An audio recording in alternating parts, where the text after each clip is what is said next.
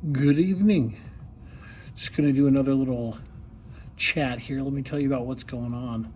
I've talked to you about the Centurion Mark III series Peavey bass amp head from 1978.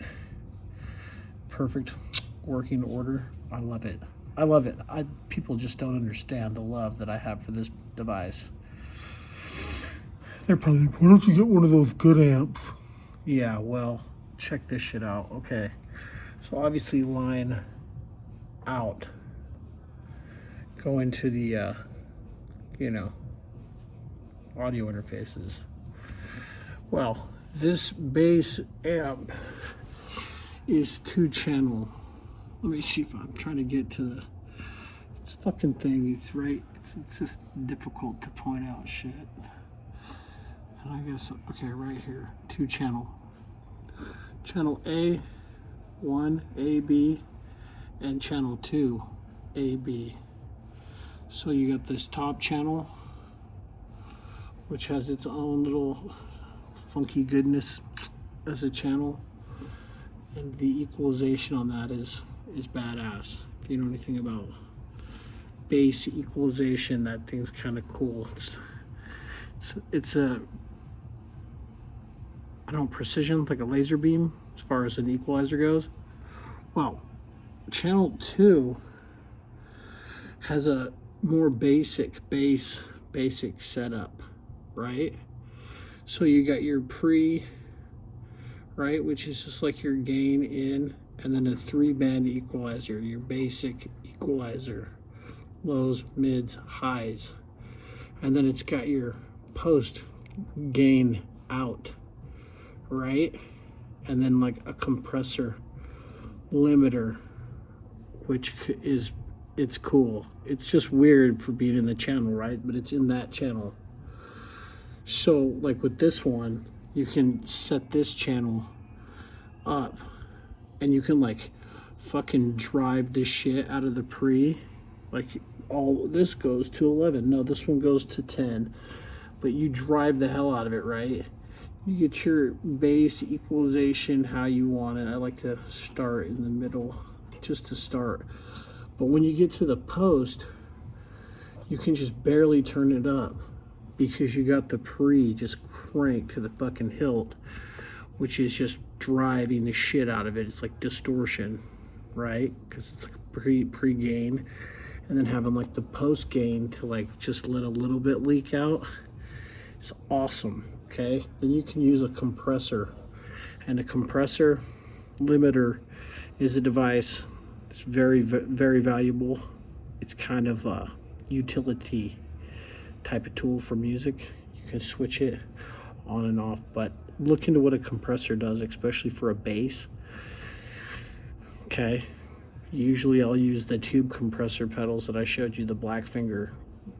This is sick because this is built into the channel. Well, what I'm getting at is on channel 2, you can set this up for more like precision sound, like real clean, real nice, articulate, you know, to get all your clean stuff. You don't have to drive the gain on the pre, which it has too.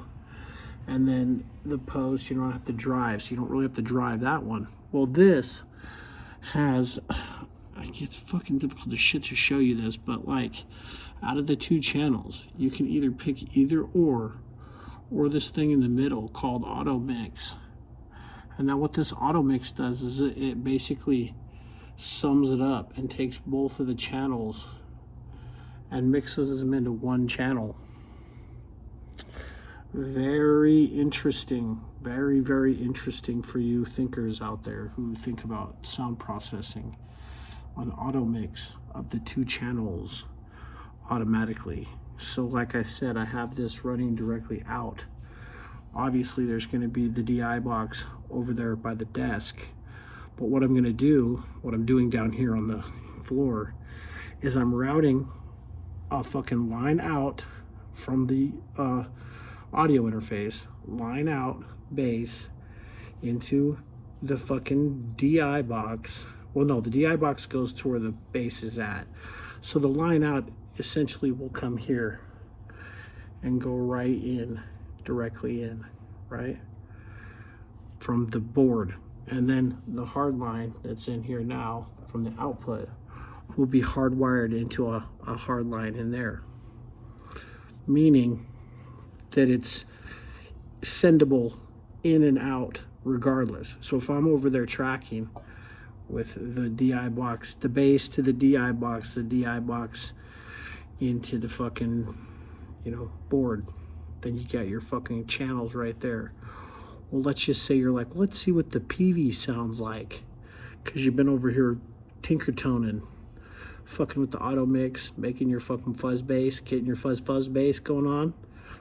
You can just switch that channel on, send it through that chain, send the clean signal that comes from the fucking DI down the chain to the fucking bass head and send it back in, right?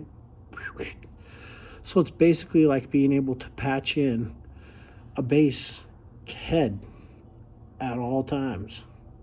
I do this shit with my other amps too. So all the amps are on their own send and return. So instead of having to get down and fuck with your amps and shit after you get them set like you like them the one time for a song, you can just patch them in. Just like they're a digital effect.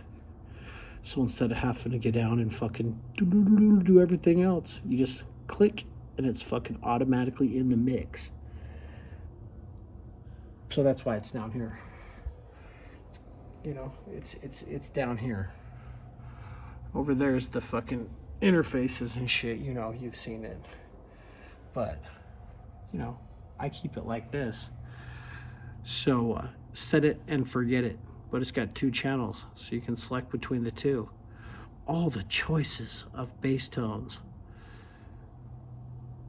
Driven though, you want to talk about a doom monster, like making heavy bass doom metal rock and roll fucking 70s fucking heavy bass. The Centurion Mark III with the auto mix feature, built-in limiter and compressor. Pretty badass for 1978. Anyway, whatever, if this has made any sense to anyone.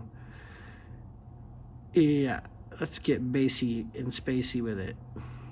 Not Kevin Spacey. Fuck, not that touchy. Jesus.